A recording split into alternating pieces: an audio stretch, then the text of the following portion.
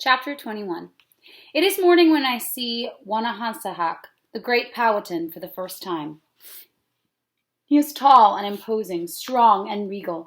He wears a necklace of large piece of copper and many string beads. If copper and beads are the Powhatan's golden jewels, then he must be truly wealthy.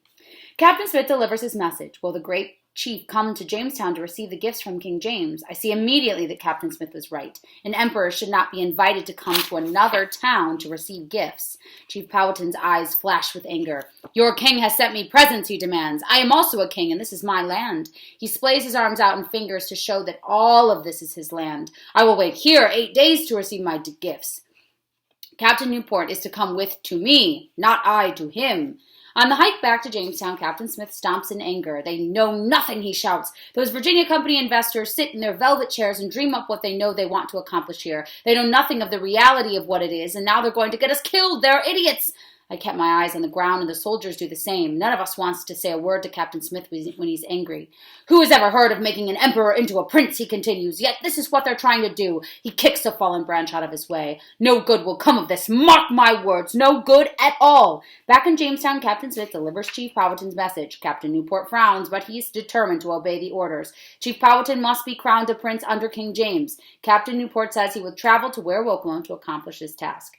Though the trip is only 12 miles across the land, it is much longer by boat. Powhatan's gifts, an English bed, furniture, copper pot, washbin, pitcher, a red cloak, shoes, and that troublesome crown, are loaded onto a barge for a 100-mile trip down to the Jamestown River, or the Powhatan River, depending on who you're talking to, into the Chesapeake Bay and up the Pamunkey River to the Werowocomo. Captain Newport and his men return for the coronation a week later. Captain Smith does not even ask how it went. He is still fuming. The soldiers were there to tell us the story. Chief Powhatan was asked to kneel to receive his crown. He pretended not to understand, and Captain Newport demonstrated the kneeling over again and again until he looked like a marionette on strings, and the people started to laugh. Still, Chief Powhatan acted as if he didn't understand. He absolutely would not kneel, and Captain Smith nods smugly when he hears this. He understood perfectly, he said, and he refuses to lower himself. Finally, Captain Newport ordered 2 soldiers to push on Chief Powhatan's shoulders. This made the chief take one quick tripping step, and then in that moment they placed the crown on his head.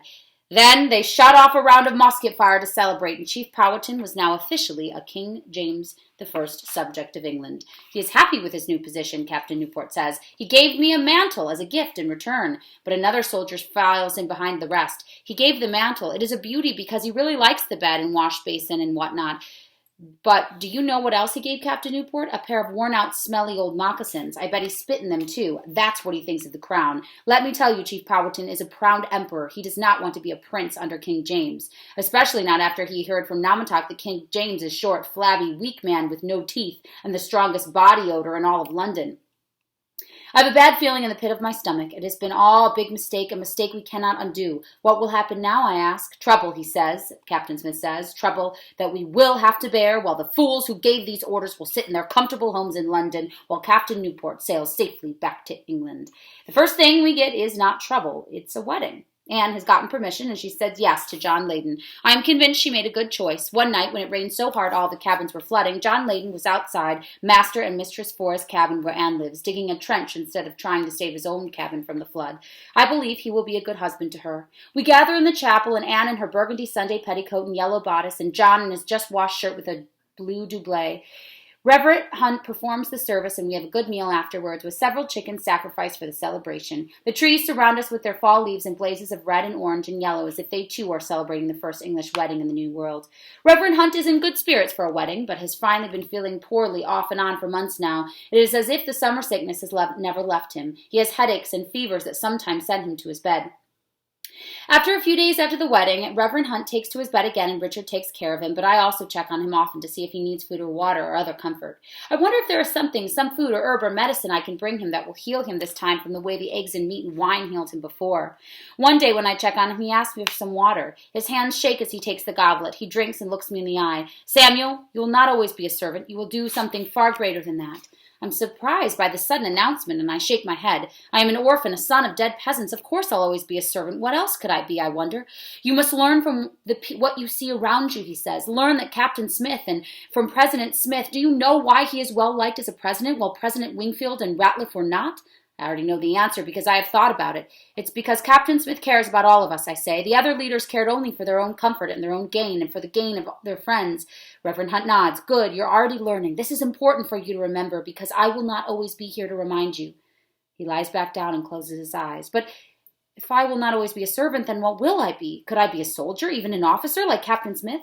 Reverend Hunt smiles. You will see. Remember what we have talked about here, and remember that you will always know the right decision because it is the one you choose from love. He looks as if he had talked enough, like a rag wrung out in a bowl of cold water, and lay it on his forehead. He is so pale and seems weak is the worst I've ever seen him. My chest feels heavy with sadness, and Reverend Hunt is the first person I opened my heart to after it was closed up tight when my mum died. I can't stand to see the life slipping away from him like this. I wonder if I might lay my hands on head and pray and keep his soul from leaving his body the way that he did for me months ago.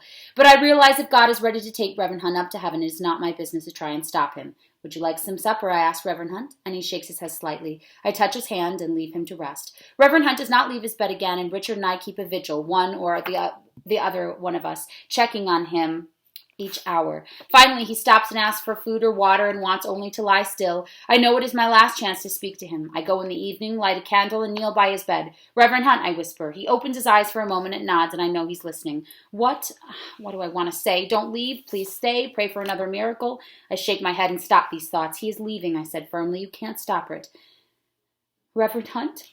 Thank you for teaching me, I say, and I force myself to talk past the lump in my throat. Thank you for treating me like I was worth something. The day we buried Reverend Hunt is cold and rainy. My feet sink into the mud at the gravesite. Richard stands with me and both of us are silent. They shoot off the cannons in Reverend Hunt's honor. The great man has gone to his rewards in heaven.